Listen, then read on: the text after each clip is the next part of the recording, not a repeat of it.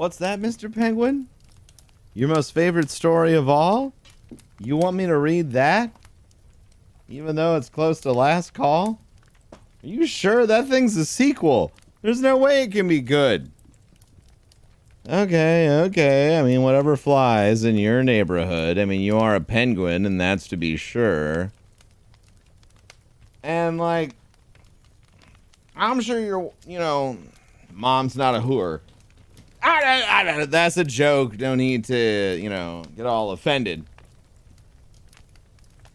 If I was you, I would have just, gotten mad when Season 8 of Scrubs ended. We don't talk about Season 9. That isn't real. Okay? Let's talk about Kevin and his mass appeal. Home Alone 2 is the name of the book. And inside, Mr. Penguin thinks we should all take a look.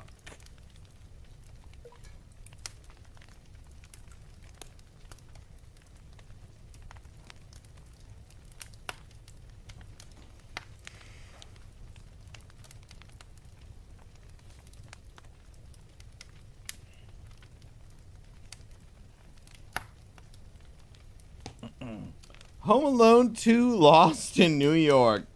Based on the film written by John Hughes and directed by Chris Columbus. Now, wait a minute. That can't be real. Chris Columbus, that belongs to another holiday reel. I think he's got his own. This is a little bit selfish. Talking about Christmas?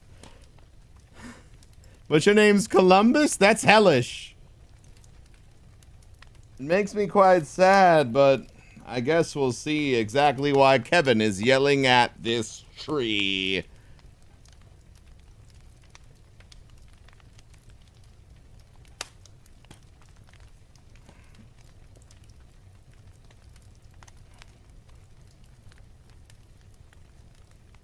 Nice feet, I'm sure someone would say.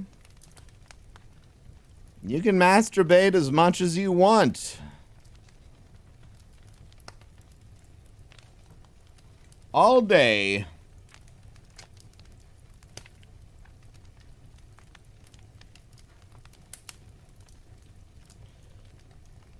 'Twas 3 nights before Christmas, and the McAllister family was getting ready for their vacation to Florida. Everyone was busy packing. Oh, this doesn't rhyme. We're gonna have to make it happen, huh, Mr. Penguin? Everyone was busy packing except Dad. He was slacking. Except for Kevin, who didn't want to go. Why do we have to go to Florida for Christmas? Said Kevin. He had to know. They have palm trees instead of Christmas tree theirs. I wish I could go on my own vacation alone, Kevin shouted while everyone stared. I'll have the best time of my life, but nobody listened. They went to the airport the next day while the Christmas lights glistened. It was crowded and noisy. Kevin needed to blow his nose, so he borrowed his dad's bag for a tissue, I suppose. His family rushed on. Wait up, yelled Kevin, and ran after them, but nobody saw them. Well, poor Kevin. He finally caught up to his dad and boarded the plane at the very last minute. And when the plane finally landed, Kevin looked out the window and said, "Wait a minute." He saw buildings very tall with lots of snow. It didn't look like Florida, so where did he go? When Kevin got off the plane, his family was nowhere to be seen. He said, "Yikes, I did it again." Professor Broman really tried to make that rhyme, but he's making all of this up, so please just give it to him this time.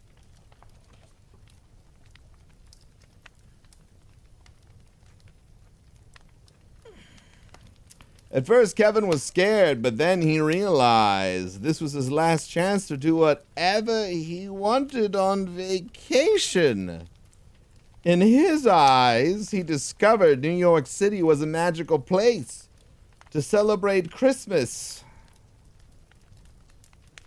So he started the race. He rode around in a cab, saw the Statue of Liberty, went to the top of the tallest building to see what he could see. He walked through Central Park. And there was a wallet in his dad's bag. So Kevin checked into the fanciest hotel in the city without any lag. There was no one to tell him what to do, so Kevin watched lots of TV and ate his feelings too. The next day was Christmas Eve, and Kevin took a limousine to the biggest toy store New York had ever seen. Duncan's Toy Chest was the name on the sign, and every child was there from New York because it was quite divine.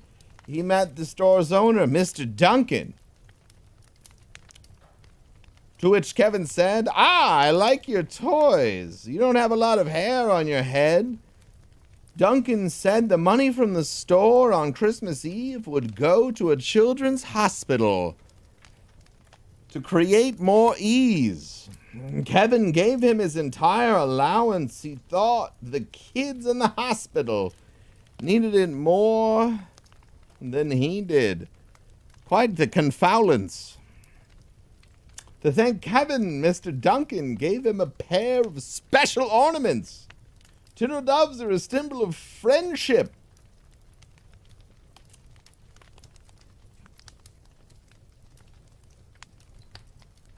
So use them for friendship, not ordnance.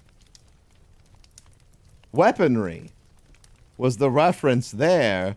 And if you don't understand that, then, I don't know, shave your hair. Kevin left the store and looked at his map for directions. He wanted to visit the biggest Christmas tree in the city, but he felt trapped. And then here it came on the shoulder, tap, tap. It was the Wet Bandits from the first movie. On the attack.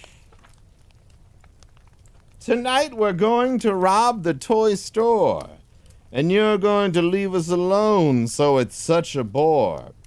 Kevin ran away as fast as he could across to Central Park, through all of the different neighborhoods.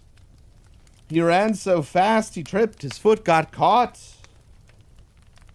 But a woman who was friends with lots of pigeons let him free, so it wasn't for naught. The bird lady told Kevin she lived in the park. Kevin was shocked because she was out after dark. Kevin thanked her for helping him and promised he would come back and visit, which he will do later. Don't worry.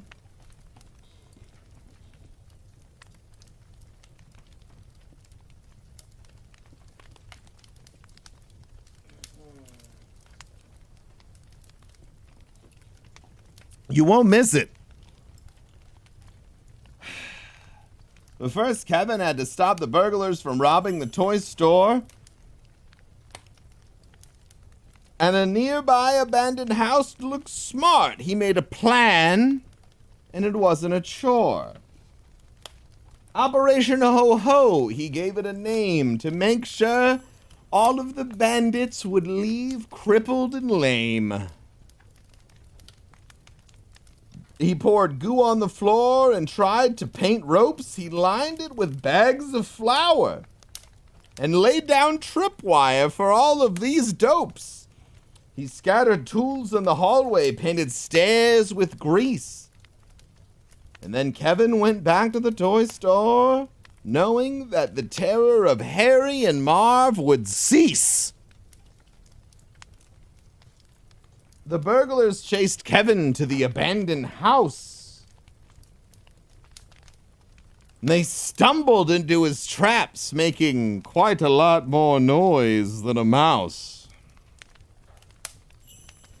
They tripped and fell and got hit by paint. And I'm pretty sure right here, that guy's getting hit in the taint. BB guns and slime, what was the matter? They tripped and the tools down the hallway, fell down the stairs. They can't get out without a ladder.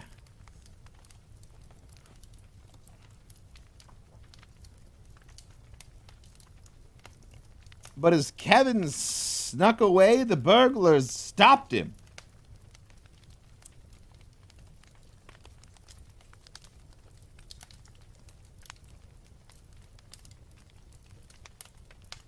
And they chased after him in Central Park.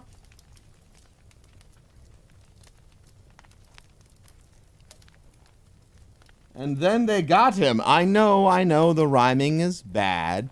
Especially in this part, it's incredibly sad. There is just so much to this tale that I thought I'll phone it in on this page like Limp Bizkit did. The financial whales. Yes, did you know Limp Bizkit and Fred Durst, who streams on Twitch, and I heard he's not the worst. Everyone from Limp Bizkit is happy. But Kevin's Christmas is about to get quite a lot more crappy. Suddenly, the bird lady appeared and threw out bird seed. And yes, it was very weird. The bandits ran away and Kevin found a tree. And he understood everything Christmas could be. And then he heard a familiar voice. His mother was there, this time by choice. She flew on a plane and clocked in her brain because Kevin was there. And the rest of the family did refrain. Kevin's whole family was at the hotel, and Christmas gifts were there. How they got there, Kevin would never tell. I made up most of this book, my friend, but here you go, the final picture at the end. A Christmas special's not much unless there's fantastic rhyming and, of course, excellent comedic timing.